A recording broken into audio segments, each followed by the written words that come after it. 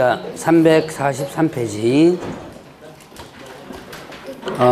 보면 자, 부동산 실권리자 명의 등기관 법률이 있습니다. 자, 소위 말하는 뭐예요? 부동산 실명법이죠. 자, 부동산 실명법 요거는 뭐를 금지하는 법이다. 요거는 명의 신탁 약정. 자, 여기 이제 법 이름에 보면 부동산 실권리자 명의 등기하는 법률이에요. 부동산에 대해서 실권리자 명의로 등기하라라는 법입니다. 결국은 자, 부동산에 대해서 다른 사람 명의로 등기해서는 안 된다라고 하는 거죠. 자, 이것이 바로 부동산 실명법. 자, 그러면 일단 명의신탁 약정이 이어서는 이제 금지되는 부분입니다. 그럼 명의신탁 약정은 뭐예요? 자, 일단은 명의신탁 약정. 이건 뭐다? 명의신탁은 여러분들 이건 한 번씩 다 들어봤을 거예요. 명의신탁 뭐예요? 명의신탁이란 실권리는 본인이 보유하기로 하고 등기는 어떻게 한다? 등기는 다른 사람 명의로 해놓는 걸 뭐라 한다? 명의신탁이라고 한다. 자, 그러면 이때 명의신탁 약정은 어떻게 돼요? 효력. 자, 이거는 이제 민법에서 좀 들어봤을 거예요. 명의신탁 약정의 효력은 무효이다. 이로 인한 등기, 물권 변동도 무효다. 약정도 무효고 등기도 무효다 그랬죠. 자, 그러면 일단 명의신탁 이거 왜 해요? 하는 이유. 자, 실권리는 본인이 보유하기로 하고 등기는 다른 사람한테 넘겨놔요. 그럼 이유는 뭐예요? 네, 세금 포탈. 조세를 포탈할 목적. 또 하나 이유가 있습니다. 네, 강제집행 면탈. 자, 그래서 강제집행이 뭐예요? 네, 경매죠. 경매나 압류부동산 공매 같은 경우 강제집행입니다. 자, 강제집행 면탈 목적, 즉 강제집행을 피할 목적으로 하는 거예요. 자, 그러면 이때 이런 명의신탁 약정에서 보면 자, 신탁자가 있고 그 다음 뭐가 있다? 네, 수탁자가 있더라. 자, 신탁자는 누구다? 실권리자. 자, 신탁자는 누구를? 실권리자를 얘기하고 수탁자는 누구예요? 등기부상. 등기부상 뭐다? 명의자. 자, 등기부상 명의자를 누구라 한다? 수탁자라는 거예요. 자, 그러면 보죠. 신탁자는 실권리자고 수탁자는 등기부상 명의자다. 자, 신탁자, 수탁자의 개념을 일단 여러분들이 일단 알고 넘어가셔야 돼요. 이제 조금 있다가 유형을 보면서 한번 볼 겁니다. 자, 그러면 이제 명의신탁 약정, 명의신탁 약정에 해당되지 않는 게 있습니다. 명의신탁에 해당되지 않는 거. 자, 뭐가 있더라? 자, 양도담보와 가등기담보. 자, 양도담보. 양도담보. 그 다음에 또 가등기담보 있습니다. 자, 양도담보와 가등기담보. 자, 이거는 뭐예요? 채권 담보 목적으로 소유권을 어떻게 돼요? 이전시켜 놓는 거죠. 자, 담보 목적으로 소유권을 이전시켜 놓는 것을 뭐라 한다? 양도담보라고 그래요. 자, 그 다음에 가등기담보는요, 담보 목적으로 뭐 하는 거예요? 가등기라는 놓는 거죠. 이건 목적이 뚜렷하죠. 어떤 목적이에요? 일단, 예, 뭐 선의 목적이고, 그 다음에 목적이 뚜렷하죠. 담보 목적이 뚜렷하죠. 그렇기 때문에 이거는 명의신탁에 해당되지 않는다. 자, 그 다음에, 자, 일단 구분소유적, 자, 구분소유적 공유등기가 있습니다. 공유등기 있는데, 이걸 일명 뭐라 하냐면, 상호 명의신탁이라고 합니다. 서로 명의신탁한 거예요. 자, 요거는 일단, 자, 요 땅을 A하고 그 다음에 B가 공동 명의로 등기하는 거예요. A, B가 공동 명의로 등기를 한 다음에 그 다음에 땅을 이렇게 쪼개가지고 얘는 여기서 집 짓고 살고 얘는 여기서 집 짓고 살고 그래요. 자, 이렇게 집 짓고 살고 그랬습니다. 그러면 자, 분명히 A와 B는 이 땅은 어떻게 돼요? 구분해서 소유하고 있는 중이죠. 근데 땅의 등기는 어떻게 돼요? 예, 공동명의를 했죠. 이게 이제 구분 소유적 공유등기. 이걸 왜 상호명의신탁을 했냐? A는 자기 요것만 등기하면 될 거를 요까지 등기해놨죠? 예, 요걸 명의신탁한 거고. 자, 그러면 얘는요, 요것만 등기하면 될 거를 여기다 명의신탁 해놓은 거죠. 요것까지 등기해놨으니까 서로 명의신탁한 거다. 그래서 상호명의신탁을 해요. 이건 서로 이쪽을 알고 있는 상태죠? 알고 있는 상태이기 때문에 이거는 뭐가 된다? 명의신탁 약정에 해당되지 않는다. 자, 그 다음에 신탁재산이 있습니다. 신탁재산. 자, 신탁재산, 이거는 신탁회사에 맡기는 거예요. 자, 여러분들 저기 뭐 국민 부동산 투자 신탁 뭐 이런 거 신탁회사도 있죠. 거기다가 맡겨가지고 하는 것을 신탁재산이라고 그러죠. 자, 이 신탁재산은 뭐다? 일단은 합법적으로 신탁하는 거죠. 그럴 때 명의신탁 약정에 해당되지 않는다. 자, 세 가지. 자, 다시 한번 양도담보, 가등기담보, 구분소유적 공동기, 즉 상호명의신탁, 그 다음에 또 신탁재산은 뭐 된다? 명의신탁 약정 자체가 아니다. 그러면 이제 명의신탁에 해당되는 게 있습니다. 자, 명의신탁이 일단 개념만 알면 요까지는 그렇게 크게 어려운 게 없어요. 자, 명의신탁이 뭐라 그랬죠? 명의신탁 금방 뭐라 그랬어요? 지금 여러분들이 지금 그 칠판에 지금 쳐다보고는 있긴 있는데 도대체 알고서 지금 듣는 건지 모르셨는지 다 하다가 지금 물어본 거야 지금.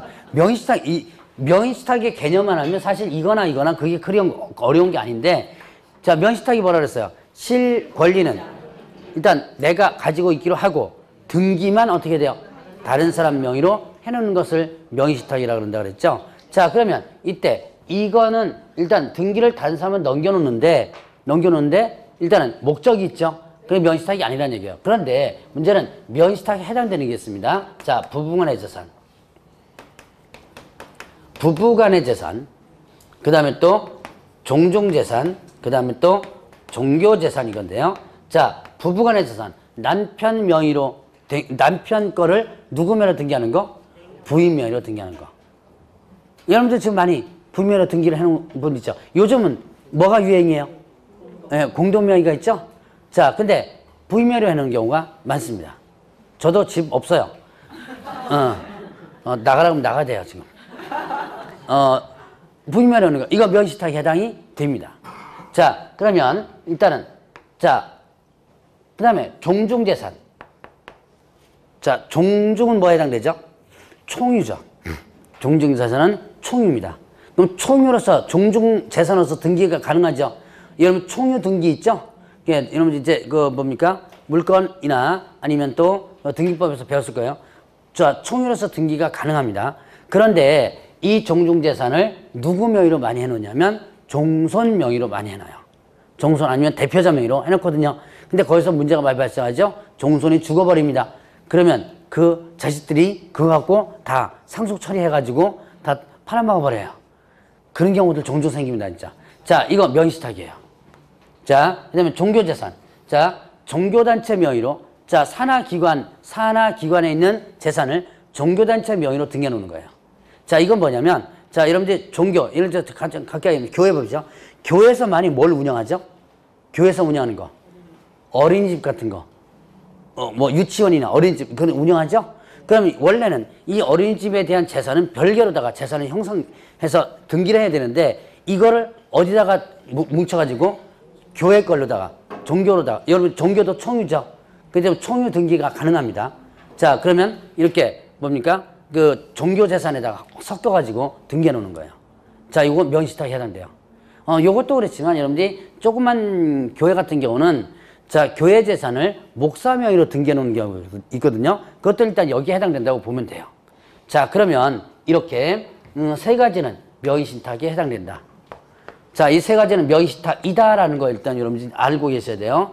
그런데 자, 이게 자, 조세포탈 아니면 자, 명의신탁의 목적이 뭐였죠? 조세포탈, 그 다음에 강제 집행 면탈. 자, 이런 목적이 아니라면 자, 효력 규정, 그 다음에 벌칙 규정, 그리고 과징금 규정이 어떻게 된다? 적용되지 않는다. 아까 명의신탁의 효력이 어떻게 되었어요?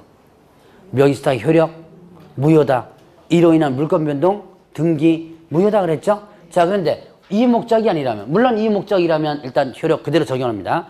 그런데 이 목적이 아니라면 효력, 벌칙, 과징금 규정이 적용되지 않는다. 즉, 자, 명의신탁 약정 어떻게 된다? 약정 효력 있어 없어요? 이거는 자, 이 세 가지는 이 목적이 아니라면 명의신탁 약정 효력 있죠? 무효가 아니죠? 있습니다. 그 다음에 등기 어떻게 돼요?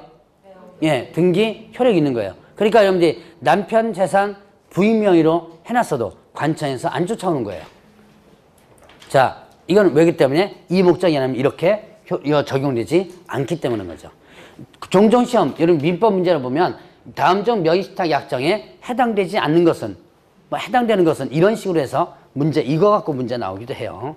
기초 문제로서. 자, 그러면 이제 명의신탁 약정의 유형을 보면, 자, 이제 이자간 명의신탁이 있습니다. 자, 이제 민법에서 주로 나오는 문제입니다. 물론 이제 중개실무에서 나오는 부분이고요. 자, 이자간 명의신탁이 있어요. 둘이서 하는 겁니다. 이거를 이전시켜 놓는다 그래서 이전연 명의신탁 이렇게도 표현하고요. 등기 넘겨 놓는다 그래서 등기 명의신탁 이렇게도 표현하는데, 어쨌든 이자간 이전형 이런 식으로 많이 표현을 해요. 자, 현재 A와 그 다음에 B가 있고요. A가 부동산을 보유하고 있습니다. 보유하고 있는데, 그런데 어떻게 하는 거예요? 자, 세금이 많이 나오죠. 자, 내가 갖고 있는데 누군가가 쳐들어오려고 그래요. 나 지금 돈 못 갖고 있는데 경매 들어오려고 합니다. 도망가야죠. 그래서 야, 내 거 네가 좀 갖고 있어. 그래서 이 A와 B가 명의신탁 약정을 맺는 거예요. 그리고 등기를 어떻게 돼요? 이렇게 넘겨놓게 되겠죠. 자, 근데 등기가 넘겨가려면 등기 원인이 있어야지만 되겠죠? 그 등기 원인이 대부분 뭐예요? 보통 매매로 많이 합니다. 증여 같은 경우도 하지만 매매로 많이 해요. 자, 그러면 이제 이렇게 해서 매매, 그 가짜로 매매하는 거죠? 그러니까 이게 뭐가 되는 거예요? 흔히 뭐냐면 가장매매라는 거 들어보셨죠? 통정 허위 표시 뭐 이런 거 아마 들어봤을 겁니다. 자, 그래서 가장매매 형태로 등기를 넘겨놓게 되는 거예요.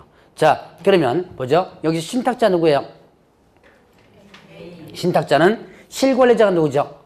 실권리자 A. 얘가 신탁자가 되는 거죠. 얘가 신탁자가 되는 거고, 수탁자 누구예요? 예, 얘가 뭐가 된다? 수탁자가 되는 거죠. 자, 그러면 이제 신탁자는 누구고 실권리자고, 수탁자는 누구예요? 등기부상 뭐가 된다? 명의자가 되는 거죠. 그러면 A와 B 사이에서 명의신탁 약정은 어떻게 된다? 예, 무효다. 약정 자체 무효입니다. 이로 인한 물권 변동, 등기 자체도 어떻게 된다? 무효가 되는 거예요. 자, 약정 무효고 등기도 무효가 된다. 그러면 이제 소유권은 다시 누구한테 귀속된다? A에게 일단은 귀속되는 거예요. 자, 그러면 이제 여기에서 자기네들끼리 봤을 때는 소유자가 누구예요? A죠. 이건 이제 대내적이라고 그래요. 자기네들끼리 본 거는 A와 B, 지네들끼리 봤을 때는, 대내적으로 봤을 때는 소유자는 A예요. 근데 밖에서 봤을 때, 이게 이제 대외적이라고 그러죠? 이때는 소유자가 누구예요? 예, B죠. 그러니까 얘가 어떻게 된다? 자, 나쁜맘 먹고 팔아먹을 수 있죠. 자, 누구한테? C한테 팔아먹어버립니다. 이건 뭐가 된다? 제3자가 되는 거예요. 그러면 이 제3자에게 어떻게 한다? 선의악이 불문하고, 자, 선의악이 불문하고 대항할 수 없다. 제3자가 얘가 수탁자는 사실을 알았건 몰랐건 얘한테 대항할 수 없다. 얘는 어떻게 돼요? 소유권을 취득하게 되는 거죠. 자, 다만 예외가 있어요. 적극가담이라는 게 있어요. 적극가담할 수 있는 사회질서에 반하는 의미에서 무효다라는 예외가 있는데요. 그거 외에는 일단은 얘는 소유권을 취득합니다. 이때 대항할 수 없다는 뜻은 또 무슨 뜻으로 해석하냐면, A, 신탁자가 제3자에게 자, 약정 무효, 등기 무효를 주장할 수 없다라는 개념으로 해석이 합니다. 자, 그럼 얘는 이제 소유권을 취득하고요. 자, 그럼 이제 얘는 무슨 죄가 성립되냐면 횡령죄가 성립이 됩니다. 아마 11월 달에 강의를 잠깐 들어보셨던 분들은 제가 잠깐 이 강의를 아마 다시 한번 했을 거예요, 아마. 자, 얘는 횡령죄가 성립이 된다. 자, 그럼 횡령이 뭐야? 이제 이거부터 다시 한번 설명합니다. 횡령이란 남의 것을 취하는 건데, 자, 남의 것을 취하는 게 두 가지가 있어요. 하나는 절도가 있고, 그 다음에 횡령이 있거든요. 자, 그러면 절도는 뭐예요? 남이 가지고 있는 것을, 예, 훔치는 거예요. 훔치는 거. 갖고 오는 거. 뭐, 절도, 강도, 뭐 이런 게 빼앗으면 강도고, 뺐으면 강도가 되는 거고, 그 다음에 또 절도는, 뺏지 않고 몰래 가서 가지고 온다. 이게 이제 절도입니다. 자, 그러면 이때 어떻게 된다? 이제는 남이 가지고 있는 걸 내 걸로 만들면 이거는 절도죄가 되는 거예요. 횡령은요? 남의 건데, 그쵸. 내가 가지고 있는 거. 제가 아마, 횡령죄에 대한 부분을 예전에 한번 얘기했을 거예요. 남의 건데, 누가 가지고 있는 거예요? 내가 가지고 있는 거예요. 그래서 가장 대표적으로 여러분들이 횡령이라는 개념에서 보면 주로 어디에서 많이 걸린다? 예, 격리 여직원 많이 걸린다 그랬죠? 예. 그래서 왜냐면 격리 여직원은 자, 회사 돈을 가지고 움직이고 있죠? 근데 내 돈이 아니고 누구 돈? 회사 돈인 거예요. 근데 격리 여직원이 그 돈을 내 걸로 만들었다면 이게 횡령이 되는 거예요. 자, 여기서 보죠. 자, 횡령에 대한 기본 개념을 일단 알아야지만 됩니다. 얘가 너 좀 가지고 있어. 얘한테 어떻게 된 거예요? 맡겨놓은 거죠. 자, 근데 얘가 어떻게 된다? 얘한테 팔았다면. 자, B 입장에서는 남이 나한테 어떻게 돼요? 맡겨놓은 거죠. 그거를 팔아먹어버린 거예요. 그러면 결국 어떻게 되는 거? 결국은 얘가 무슨 죄가 성립되는 거예요? 횡령죄가 성립되는 거예요. 자, 내가 보관하고 있어야 될 것을 먹어버린 거기 때문에. 자, 그래서 요까지가 이제 이전형 명의신탁입니다. 그러면 이제 중간생략형 명의신탁이 있습니다. 자, 중간에서 생략되는 건데요. 자, A하고 그 다음에 B가 있고 그 다음에 C가 있더라. 자, 명의신탁의 유형을 잘 들어보시면 여러분들 이제 민법 문제 풀 때 이런 유형에 대한 문제를 풀어낼 수 있고요. 특히 이런 사례 문제에서는 신탁자와 수탁자를 정확하게 구분하는 연습을 하셔야 돼요. 그래야지만 이걸 문제를 풀어나갈 수 있습니다. 자, 얘는 매도인이고 그 다음에 얘는 뭐가 된다? 매수인입니다. 매수인인데 자, A와 B 사이에서 매매 계약이 체결됩니다. 매매 계약 체결되고 A와 B 사이에서 아니다. 자, A와 B 사이가 아니고 자, A와 B 사이에서 매매 계약이 체결되고 나서 자, 그러면 이때 A와 B 사이에서 어떻게 돼요? 등기가 넘어가 줘야지면 되죠? 그런데 자, 얘 B 명의로 등기를 하면 세금이 많이 나오죠? 자, 누군가 경매도를 올려 그러죠? 그러니까 어떻게 한다? 이때 B는 C에게 부탁을 하죠? 자, 내가 땅 사는데 네 명의로 좀 해줘. 부탁을 합니다. 그럼 B와 C가 뭐하고 명의신탁 약정을 맺은 다음에 B는 다시 매도인한테 부탁을 하죠. 사기는 내가 사는데 등기는 누구한테 해줘? C한테 해줘. 부탁해서 A는 B의 부탁을 받고 C한테다가 등기를 넘겨주는 거예요.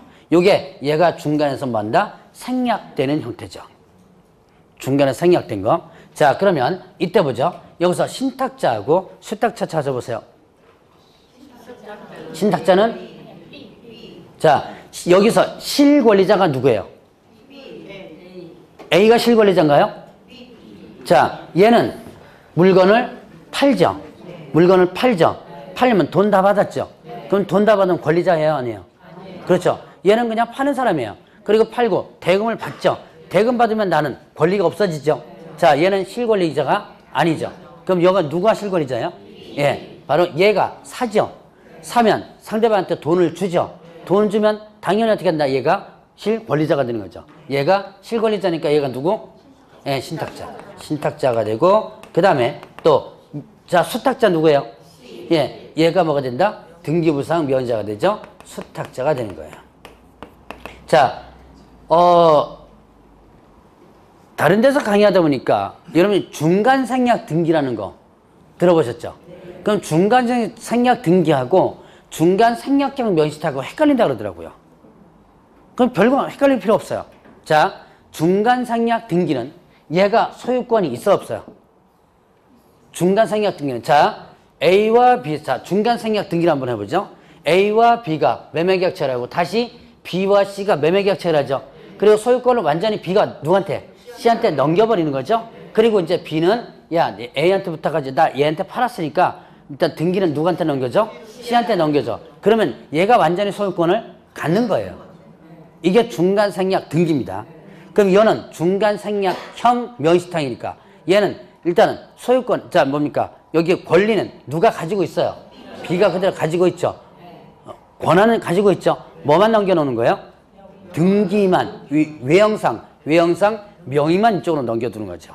자, 이게 중간생략 등기와는 헷갈릴 필요가 없어요. 자, 그러면 이때 효력 B와 C 사이에서 맺어진 명의신탁 약정 어떻게 된다? 예, 약정 무효다. 이로 인한 물권 변동 등기 어떻게 돼요? 예, 등기 무효다. 등기도 무효가 되면서 소유권이 다시 어떻게 돼요? 누구한테 귀속된다? 자, A 원위치 된다라고 생각하시면 돼요. 이거 시험지 상당히 잘 나옵니다. 소유권이 어떻게 된다? 원위치 된다. 자, 그러면 누구한테 귀속? A한테 귀속되는 거예요. 자, A한테 귀속이 되고 A는 자, 이제 소유권 원시됐습니다. 근데 누구한테 넘겨줄 의무가 있어요?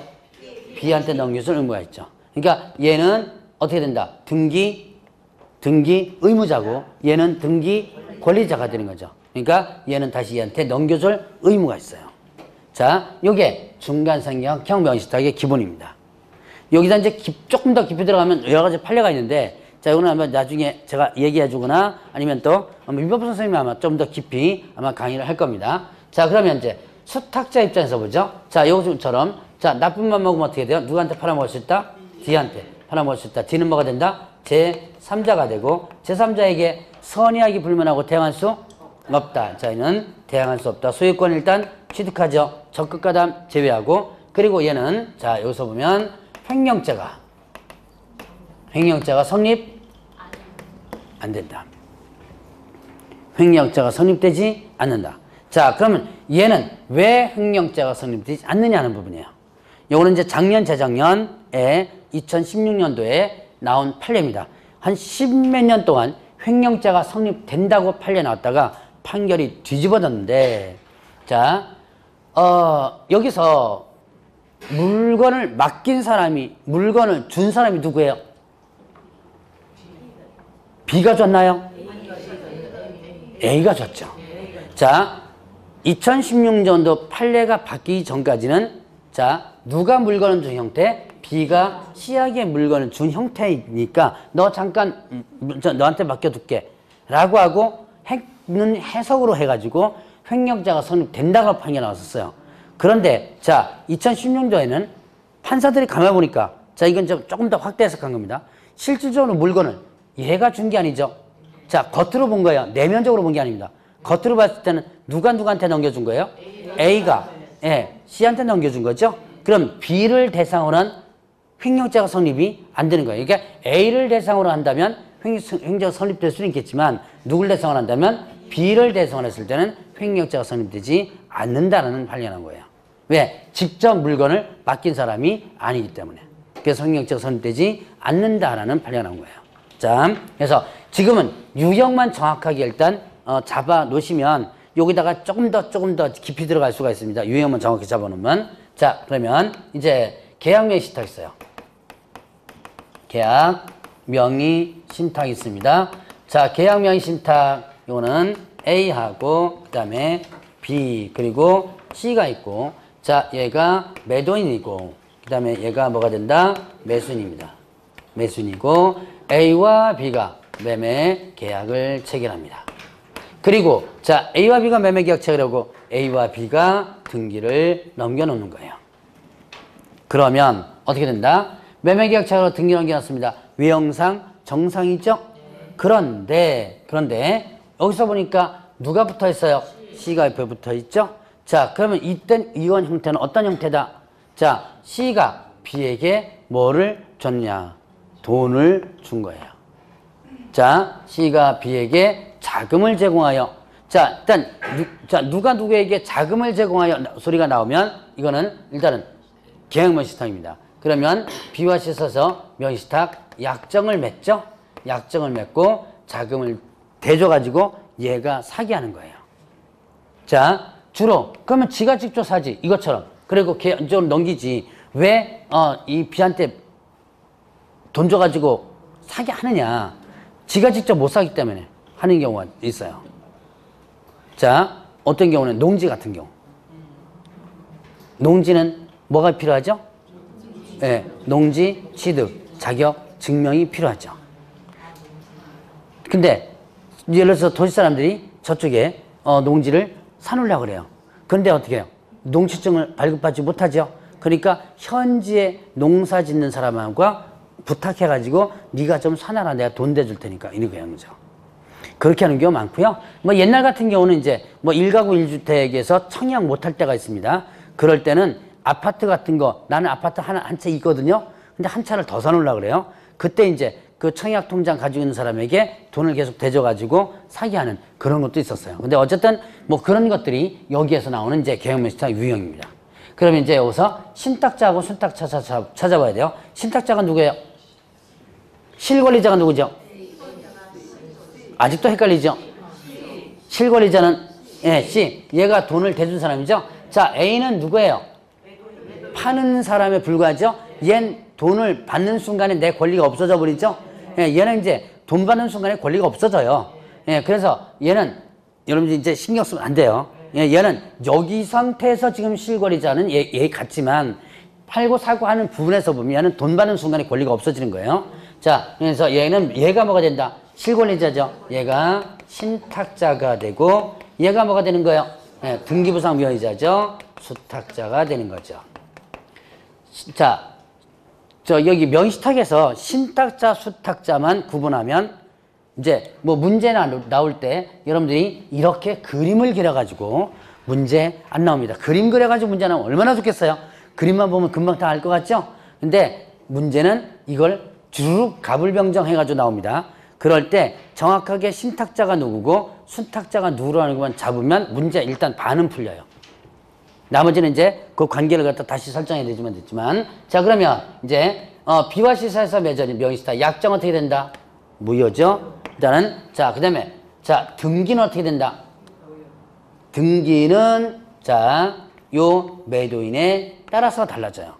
매도인이 선이냐 악이냐 따라서 달라집니다.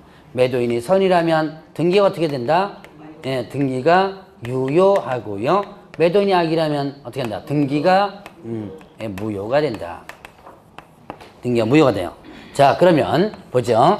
선이라면 자 수탁자가 자 거래 당사자를 얘기합니다. 수탁자가 일방 당사자가 되고 타방 당사자는 명의시탁 약정이 있다는 사실을 모를 경우에는 있습니다.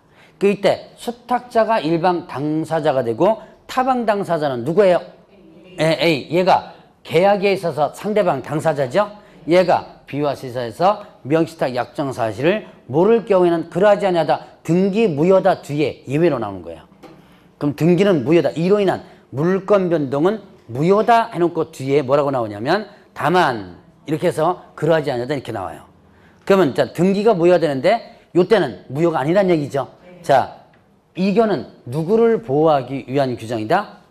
A. 매도인을 보호하기 위한 규정이다. 자 A가 B와 시사에서 명의시탁 약정 사실을 모르고 팔았는데 그런데 어떻게 된 거예요? 등기가 갑자기 무효다 이렇게 돼버리면 등기 소유권은 다시 A한테 귀속되겠죠. 그것까지는 그렇다 치더라도 소유권이 다시 A한테 귀속되니까 어떻게 해줘야 돼요? 돈을 토해내줘야죠. 2년, 3년, 4년 전 했던 걸 토해냅니다. 이게 어떻게 돼요? 문제가 심각하죠. 그래서 이때는 얘를 보호하기 위한 거예요. 그런데 자 보죠. 악이라면 A가 B와 C사에서 명의시탁 약정 사실을 알면서도 팔았다면 굳이 법적으로 얘를 보호할 필요가 없죠. 그래서 등기가 무효가 되는 거예요. 자 그래서 이렇게 양쪽으로 갈라지고요. 자 그러면 보죠. 이제 수탁자 B가 있습니다. 얘가 D한테 팔았습니다. 얘는 뭐가 된다? 제3자가 된다. 그리고 제3자에게 어떻게 돼요? 선의하고 불문하고 대항할 수 없다. 얘는 대항할 수 없다. 그리고 얘는 자 이거는 이제 꾸준하게 판례가 나온 거고요. 계속 시험 문제 나오기도 합니다. 얘는 횡령죄가 성립되지 않는다. 얘는 횡령죄가 성립되지 않는다. 왜 횡령죄가 성립되지 않는다? 신탁자가 비수탁자에게 물건을 직접 넘겨준 게 아니라는 거예요. 뭘 넘겨준 거예요? 예, 돈을 넘겨준 거지. 자, 내가 너한테 자, 돈 줄 테니까 돈 보관하고 있어. 그런데 돈을 땡겨 먹었다면 어떻게 돼요? 이건 횡령죄예요. 근데 돈을 줘가지고 물건을 사게 했죠? 이거는 횡령죄 주체자가 되지 않는다. 그래서 횡령죄가 성립되지 않는다 그래요.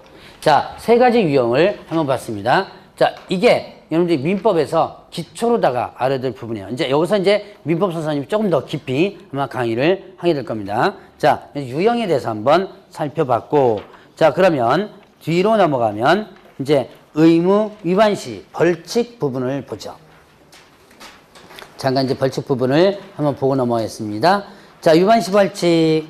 자, 5년 이하 징역 또는 2억 원의 벌금이 있습니다.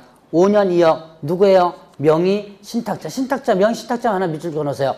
뒤에 장기비 등기자, 양도담보 의무 기재 의무 위반자. 요거는 나중에 일단 간단하게 설명해 드리겠습니다. 여러분들 반드시 알아둘 건 신탁자예요. 신탁자는 누구다? 뭐다? 5년 2억. 5년 2억. 그 다음 수탁자는요? 수탁자는 3년 1억. 3년 1억. 자, 그러면 이제 이렇게 구분해 놓고요. 자, 다시 한번. 자, 시험 문제. 제 과목은 벌칙 과징금도 나와요. 민법은 이것만 갖고 시험 문제 나오지만 제 과목은 벌칙과 그 다음에 과징금까지 나오니까 폭이 좀 넓습니다. 자, 일단은 5년 2억은 뭐예요? 누구? 신탁자. 수탁자는요? 3년 1억 이렇게 되고요. 자, 그 다음에 과징금을 부과합니다. 과징금을 부과하는데 과징금 부과 대상 있죠? 자, 명의 신탁자 있죠? 장기민들 좀 나오는데, 자, 명의 신탁자만 밑줄 쳐놓으시고, 그 다음에 하나 더 써놓으세요. 수탁자 X라고 써놓으세요. 수탁자 X. 무슨 뜻? 수탁자 X. 이게 무슨 뜻이에요? 예, 수탁자는 뭐 대상이 아니다? 과징금 부과 대상이 아니다. 그러니까 자, 수탁자는 왜? 벌칙은 있었죠. 형벌은 있죠. 그러나 수탁자는 뭐 대상이 아니다? 과징금 부과 대상이 일단 아니에요. 자, 그러면 과징금 부과율은 자, 부동산가에게 100분의 30 범위 안에서 부과한다. 부동산가에게 100분의 30 범위 안에서 부과한다라고 합니다. 자, 그러면 부과율은요, 이건 기억할 부분은 없는데 제가 기본사니까 일단은 넣어놨습니다. 한번 보죠. 어떻게 부과하는지만 한번 보겠습니다. 100분의 30을 부과하는 게 아니에요. 100분의 30 범위 내에서 부과하는 건데, 자, 보죠. 금액 기준으로 합니다. 5억 원 이하 5%, 그 다음에 5억 원 초과 30억 이하 10%, 그 다음에 30억 초과 15% 부과하고요. 의무반 경과기간 기준으로 합니다. 자, 1년 이하 5%, 1년 초과 2년 이하 10%, 2년 초과 15% 이렇게 부과해요. 자, 보죠. 10억짜리를, 자, 이제 과징금을 한번 보겠습니다. 10억짜리를 2017년 1월 1일부터 해가지고 명시탁했습니다. 그러다가 2018년 3월 1일 날 이제 실명 등기했습니다. 여기서 명의 신탁했다가 요때 뭐 한다? 실명 등기를 한 거예요. 자, 요때 명의 신탁했다, 요때 실명 등기했거든요. 자, 보죠. 그러면 과징금 부과 비율을 한번 계산해 보세요. 자, 일단은 이거는 시험 문제는 뭐 이렇게 지금까지 안 나왔어요. 그냥 여러분들 이해를 돕기 위한 그냥 계산입니다. 일단은 부동산 가액을 기준으로 얼마예요? 거기 보니까 5억에서 30억 이하 요 사이죠. 10%와 그 다음에 또 자, 의무반 기간이 어떻게 되죠? 1년 초과 그 다음에 또 2년 이하 여기에 해당되죠? 여기 10% 이렇게 되죠. 이 값은 얼마예요? 예, 20%. 그 다음 부동산 가액이 얼마? 20%를 부과하는 거죠. 그럼 10억에 20% 얼마? 예, 2억. 2억이 과징금이에요. 많죠? 예. 근데 여러분들이 명의신탁은 둘이만 입국 닮으면 안 들켜요. 그래서 여러분들이 저 도곡동 땅 있죠? 왜? 그것도 지금 입국 닮고 있죠? 왜? 예, 안 들킵니다. 그러니까 둘이만 꾹 닮으면. 근데 문제는 한 사람이 사고 치면 그때 들켜요. 누가 사고 쳤을 때? 예, 수탁자가 보통 보면 이제 팔아먹어버리죠? 왜? 그러면 가끔씩 저한테 질문 들어와요. 이거 어떻게 받아낼 수 있어요? 그럼 자폭하는 수밖에 없어요, 이거는요. 그럼 소송하는 순간부터 이제 명의신탁이 관련되고, 이 자폭하는 수밖에 없습니다, 이거는요. 자, 어쨌든, 자, 이거는 사실은, 둘이만 입국 닮으면 이건 안 들키는 것 중에 하나인데, 어쨌든 간에 이렇게 과징금 부과되는 거예요. 상당히, 자, 20%면 상당히 큰 금액이에요. 자, 근데 이렇게 과징금이 부과되고 나서 또 실명등기를 계속 안 하고 있죠. 안 하고 있다 그러면 이행강제금이 부과됩니다. 그 밑에 이행강제금이 있거든요. 이행강제금. 자, 일단 과징금 부과일로부터 1년 이내 실명등기 안 한다 그러면 일단 10%가 부과돼요. 그러면 어떻게 돼요? 과징금 부과 2억 했죠? 2억 일단은 부과했습니다. 2억이 아니고 2억이죠? 네, 2억이 10% 2억이 부과되고 그 다음에 또 이제 이렇게 과징금 부과됐는데도 불구하고 또 실명등기를 안 하죠? 그러면 어떻게 한다? 다시 이행강제금 10%가 부과됩니다. 여기에 10%니까 얼마예요? 또 1억에 또 이행강제 부과돼요. 또 이렇게 1억의 이행강제 부과되는데도 불구하고 또 계속 실명등기 안 하고 있죠? 그러면 다시 1년 이내 또 안 한다면 다시 20%의 이행강제 부과됩니다. 얼마예요? 또 2억이죠? 예, 이렇게 또 부과합니다. 요까지 끝이에요. 여러분 이제 뭐 여러분 저기 뭡니까? 토지거래 허가에서 보면 이행될 때까지 1년마다 계속 부과하죠? 이건 여기서 끝입니다. 액수가 좀 만만치가 않죠. 예, 그래서 이렇게 과징금과 이행강제 부과된다라고 하는 것까지 구분을 자 하고요. 자 이제 오늘의 마지막 351페이지의 경매, 공매 부분을 보죠. 자 이제 351페이지 오늘의 마지막입니다. 경매, 공매. 자 경매 의미가 뭐였죠?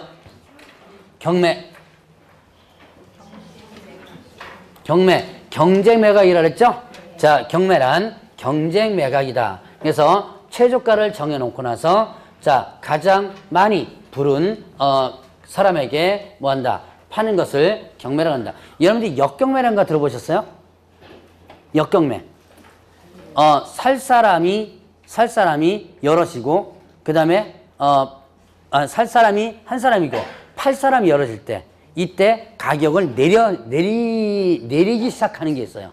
그걸 역경매라고 하는데 뭐 그런 것도 있긴 있어요. 자 근데 어쨌든 일단은 일반적 경매는 이제 최저가를 정해놓고 그 중에서 경쟁에서 가장 많이 싸는 금액에다가 파는 것을 경매라고 한다. 여러분들이 이제 경매는 무슨 경매로 나눠진다? 자 지금 부동산 경매라고 있죠?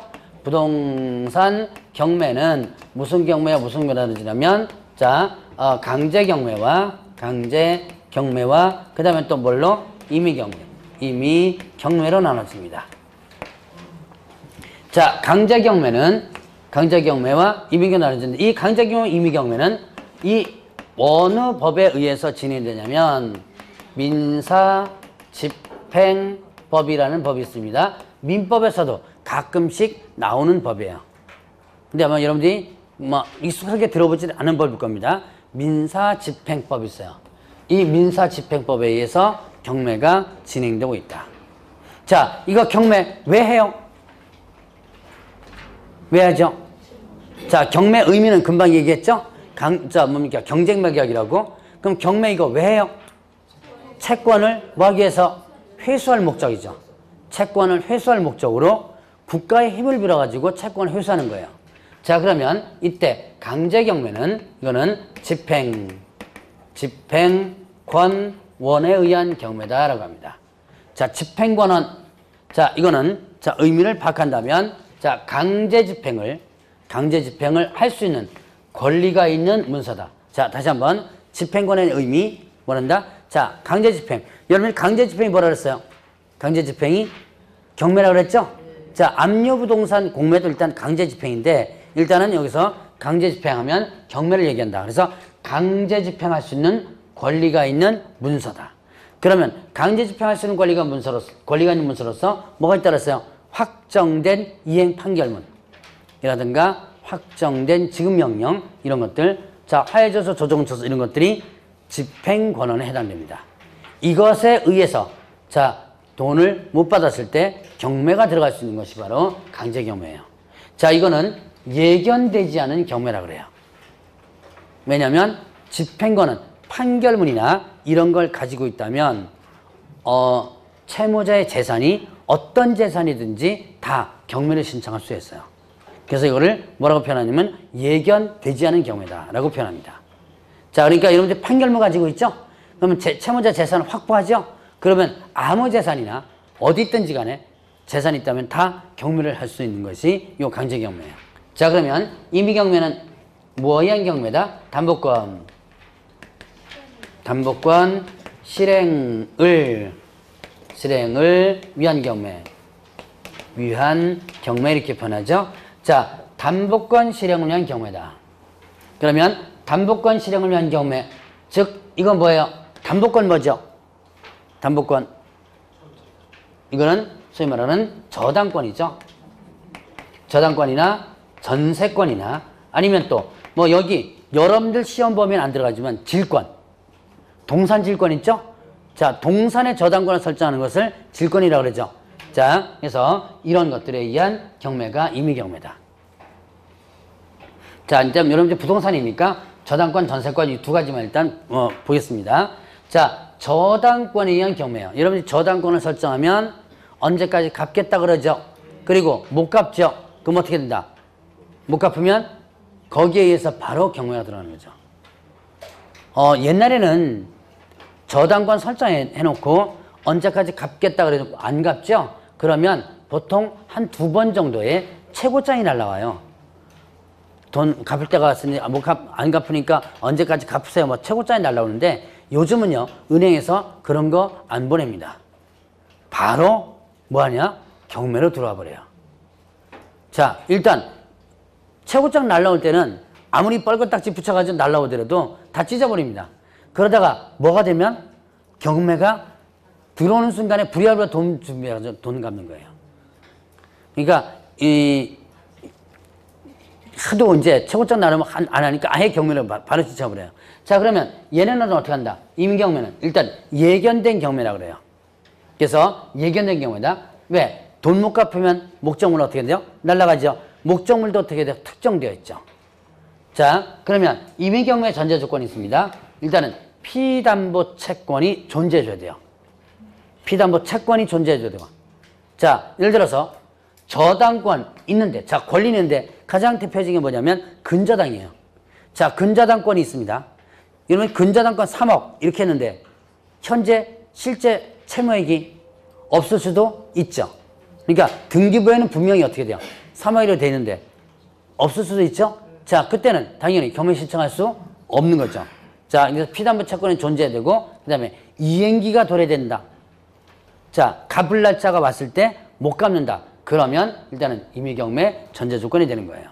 자, 그래서 경매에 대한 개념만 일단 여러분이 구분하고 넘어가시나. 자, 강제경매는 뭐에 의한 경매다? 집행권원에 의한 경매다. 임의경매는 뭐에 의한 경매다? 임의경매는 저당권에 의한 경매다. 자, 이런 개념들 여러분들이 일단 짚고 넘어가시고요. 자, 그러면 이제 공매가 있습니다. 자, 부동산 공매. 자, 이제 공매에 대한 개념을 한번 짚고 넘어갑니다. 공매는 압류부동산 공매와 압류부동산 공매와 그 다음에 또 비업무용, 업무용 부동산 공매가 있어요. 자, 압류부동산 공매는 자, 이거는 국세징수법에 의해서 진행됩니다. 자, 국세징수법 하니까 뭐예요? 국세징수법. 이거는 세금을 뭐 한 거예요?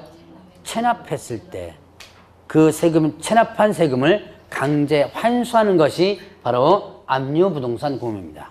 그럼 공매권자가 누굴까요? 국가나 지자체예요. 국가 하면 누구고요? 세무서장이에요. 국가 세무서장. 그 다음에 또, 자, 지자체 있죠? 지방세 납부는 뭐예요? 지방세 납부는 지자체에서 하죠.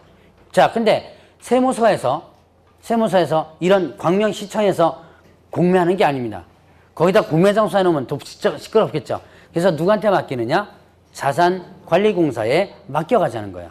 자산관리공사에 위탁 매각을 해야 됩니다. 자, 그럼 이걸 압류부동산 공매라고 그러고요. 자, 이 압류부동산 공매 특징이 있어요. 자, 이 국세징수법에 공매 절차가 나오는데 민사집행법이랑 비슷해요. 그래서 권리분석이 까다롭다. 경매법이 비슷해서 권리분석이 까다롭고요. 그 다음에 또 대금도 경매와 똑같아요. 일시불이에요. 자, 대금도 일시불로 납부해야 되고 권리분석도 까다롭고 하는 부분이 있습니다. 자, 그러면 이제 비업무용 부동산 공매. 이거는 자, 금융기관이 보유하고 있는 업무용이 아닌 부동산. 자, 금융기관이 보유하고 있는 업무용이 아닌 부동산이 있습니다. 자, 원래 금융기관은 업무용이 아닌 부동산 취득할 수 있다, 없다? 없다. 자, 원래 금융기관은요, 업무용이 아닌 부동산을 취득할 수 없어요. 만약에 불법적으로 취득하면 그 취득은 무효입니다. 왜 금융기관은 업무용이 아닌 부동산 취득할 수 없도록 했느냐? 금융기관이 가진 게 뭐밖에 없어요? 돈밖에 없죠? 근데 만약에 이거 부동산 취득할 수 있도록 만들어놓으면 돈 갖고 부동산만 잔뜩 사겠죠? 그래서 아예 취득할 수 없도록 만드는 거예요. 그런데 자, 여기에서 금융기관이 예외적으로 취득할 수 있도록 해놓은 게 있습니다. 바로 담보권 실행을 통한 취득이에요. 자, 예를 들어서 금융기관이 저당권을 설정했습니다. 3순위 저당권이에요. 3순위 저당권인데 돈을 안 갚아요. 그래서 경매를 신청합니다. 그런데 이게 순위가 3순위다 보니까 저당권까지 돈이 들어오겠어요? 안 들어오겠어요? 네, 안 들어오죠? 그러면 이때 이 저당권자에게 한 푼도 가지 못할 때 원칙적으로 경매가 취소돼요. 제가 조금 이따가 경매 절차에서 한번 볼 겁니다.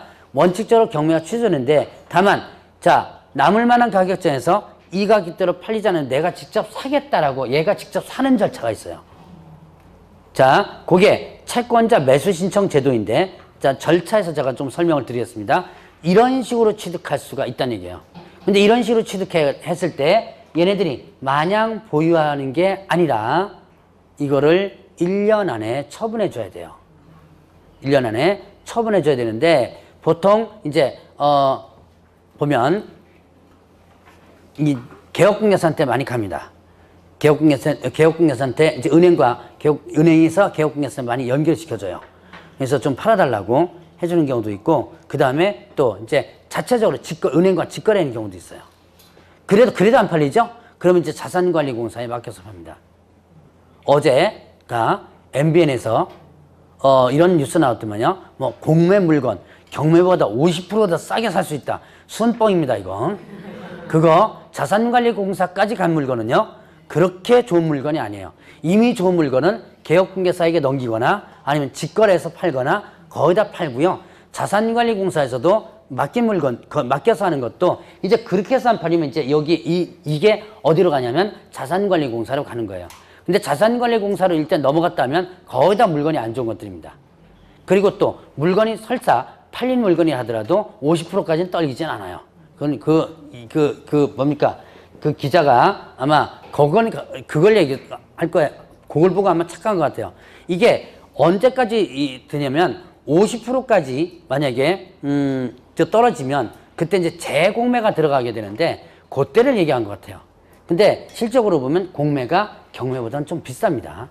시가로 봤을 때는. 왜냐하면 자, 이거는 채권의 회수할 목적이기 때문에 좀 가격이 좀 시가에 거의 근접한 가격이 많아요. 어제 MBN 기자가 보니까 잘 모르고 아마 한 것 같아요. 어쨌든 자, 금융기관에 이제 보유하고 있던 이런 업무용인 부동산을 안 팔린 거, 이제 개업공개사한테 넘기거나 직거래하거나 그래도 안 팔릴 때 자산관리공사에 맡겨가지고 팔게 하는 것이 바로 비업무용 부동산 공매예요. 자, 그는 이미 1차적으로 경매 절차를 거쳐서 넘어와요. 그렇기 때문에 권리 분석이 쉽다라고 합니다. 그 다음에 자, 자산관리공사에서 위탁매각하죠? 그렇기 때문에 자, 자산관리공사가 돈까지 다 받거든요. 그러니까 자산관리공사에서 분할 납부를 할 수 있도록 해줘요. 분할해서 납부할 수 있도록 자, 그런 특징이 있다. 자, 그러면 뭐죠? 기왕 본 김에 배운 거 한번 보죠. 이 두 가지. 경매, 토지거래 허가 받아야 안 받아요? 경매, 토지거래 허가. 자, 제가 토지거래 허가 받는다 안 받는다 큰 기준을 국가 등에서 하는 것은 토지거래 받는다 안 받는다? 경매, 토지거래 받아야 안 받아요? 예, 왜요? 예, 국가 등이 하는 거니까. 자, 그러면 압류부동산 공매, 토지거래 허가 받아야 안 받아요? 왜요? 예, 국가 등이 하는 거니까. 자, 그러면 비업무용 부동산 공매, 토지거래 허가 받아야 안 받아요? 받아야 안 받아요? 받아요. 자, 사적거래라고 그랬죠, 이거. 금융기관이 보유하고 있는 것을 자산관리공사에서 대신 팔아주는 사적거래입니다. 그래서 토지거래 받아야 돼요. 근데 안 받는다는 거 이런 거 한번 들어본 것 같은데요. 분명히 비업무용 부동산 공여 토지거래 안 받는다 뭐 이런 소리 안 들어봤어요? 처음 들어봐요? 처음 들어본다고 네 한 사람은 거짓말이에요. 자, 이거 토지거래허가 안 받는 경우 있다. 원래 사적건입니다. 그럼 받아야 돼요. 이게 자 기억할 거예요. 3회 이상 유찰이 된다면 3회 유찰 안 받는다. 들어보셨죠? 예. 그래서 이거는 원래 사적거래이기 때문에 받아야 돼요. 그런데 누가 대신해 주는 거예요? 공사에서 국가 등인 자산관리 공사에서 해주는 거죠. 자산관리 공사도 좀 편하게 될 거 아니에요. 안 팔린데 계속 붙잡고 있으면 안 되겠죠. 그래서 특혜를 주는 거예요. 몇 회 이상 유찰된다면? 3회 이상 유찰된다. 안 팔린다면. 자, 그래서 경매와 공매 부분을 한번 구분해 봤고요. 자, 이제 그 절차를 한번 보죠. 357페이지. 자, 좀 쉬었다가 절차와 오늘은 권리 분석까지도 하고 끝날 겁니다. 좀 쉬었다 하시죠.